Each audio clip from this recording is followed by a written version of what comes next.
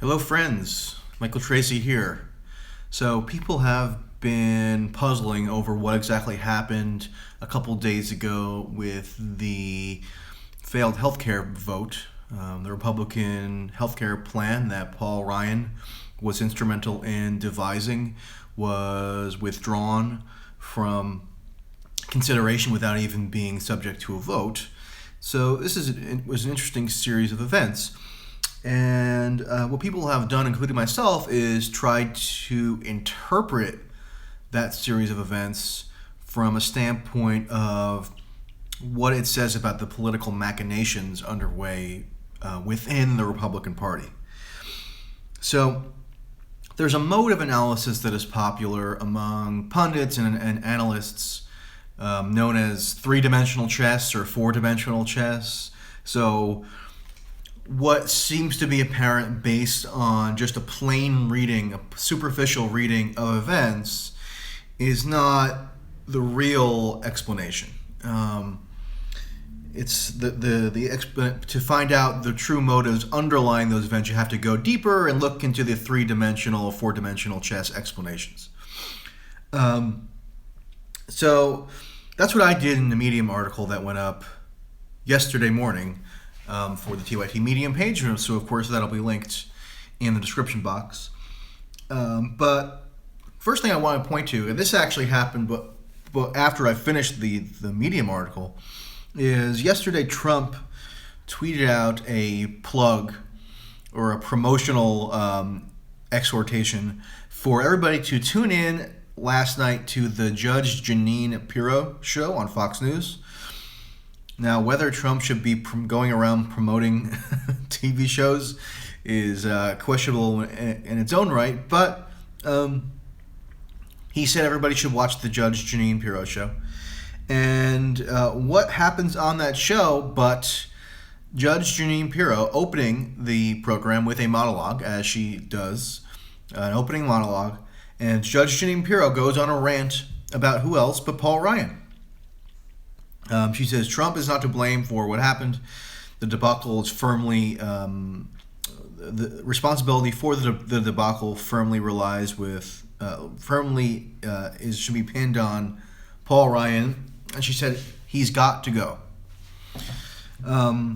So of course, Judge Jeanine Pirro said she hadn't communicated with the White House about this, and Trump sort of issues some ostensible denials as to any kind of coordination here.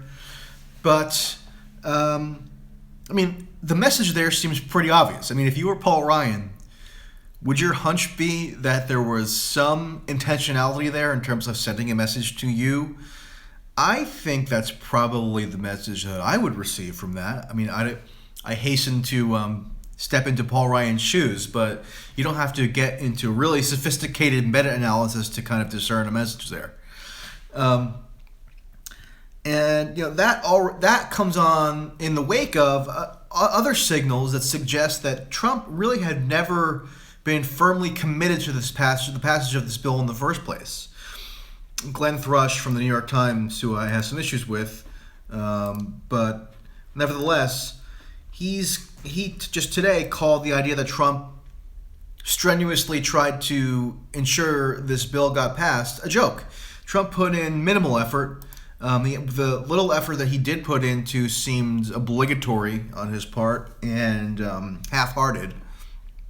And then you have other issues such as John Harwood from the New York Times and CNBC saying that a White House aide told him that it would be better if the healthcare plan were defeated.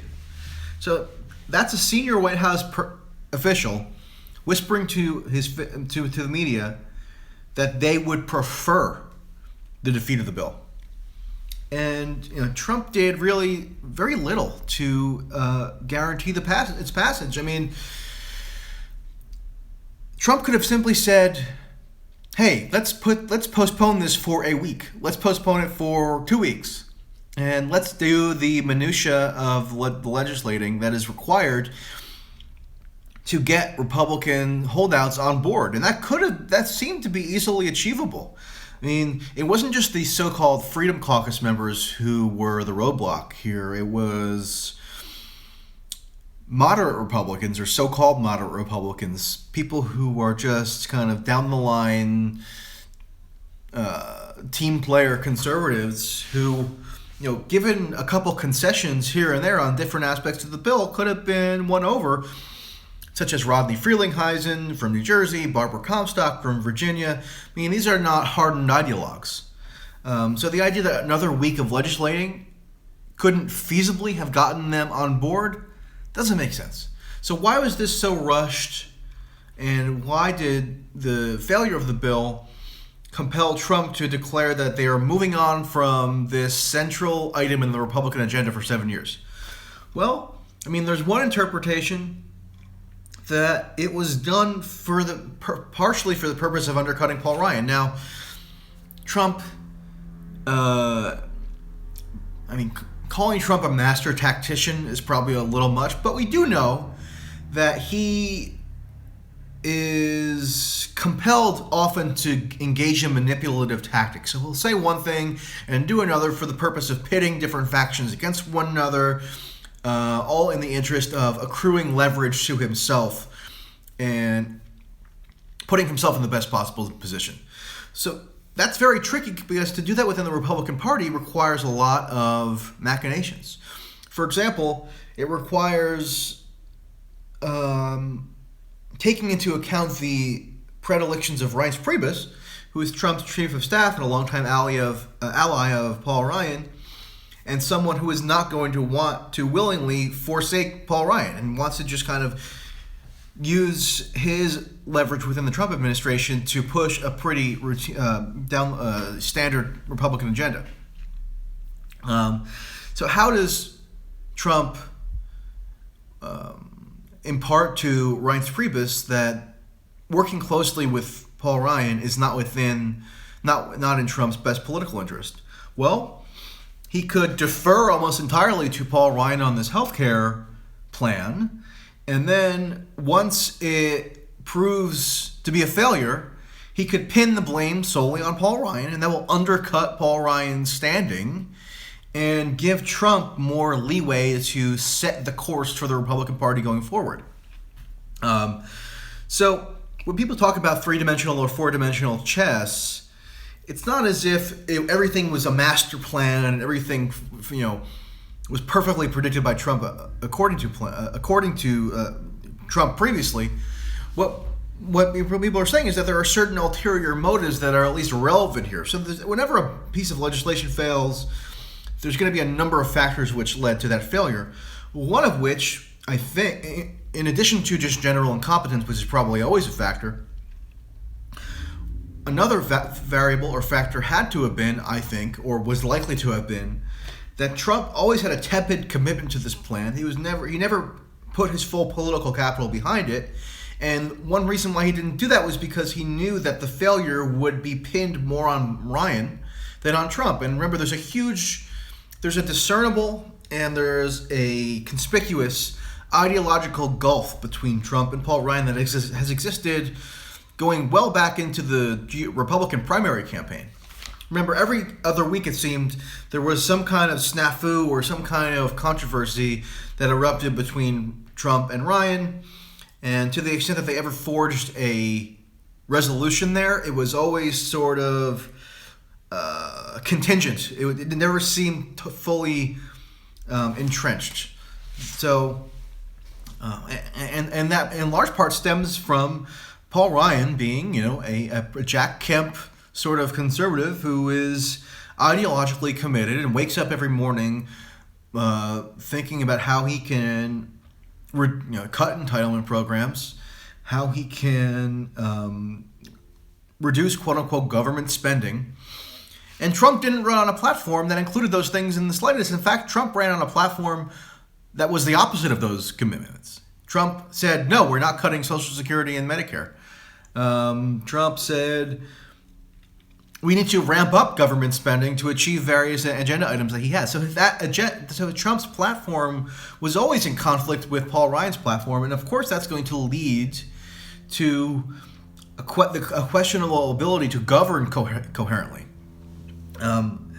So Trump may well perceive Paul Ryan as an obstacle to implementing his more distinctly Trumpian agenda, because there was nothing distinctly Trumpian, quote unquote, about this healthcare bill. It was basically a, standard fare Republican plan, and it was done to just throw a bone, I think, to conservatives who for 7 years have been screaming about how much they want to repeal Obamacare. So now they're moving on from that.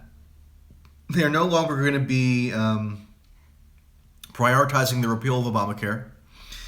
And that's that.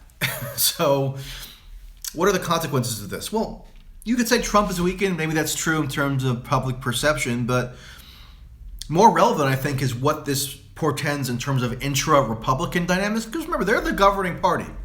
So those dynamics are more relevant in terms of what will actually be effectuated in terms of policy. So in terms of intra-Republican dynamics, Paul Ryan's station is obviously weakened. He was put singularly in charge of this initiative and it failed.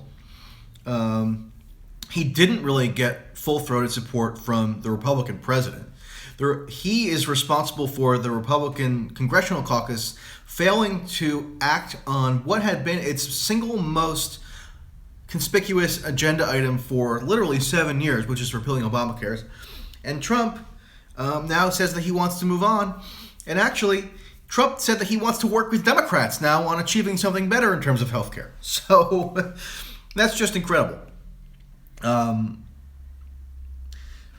I think Paul Ryan never would have even broached the possibility of working with Democrats on this because he knows that there's not a way, really, for him to do so in any kind of plausible way.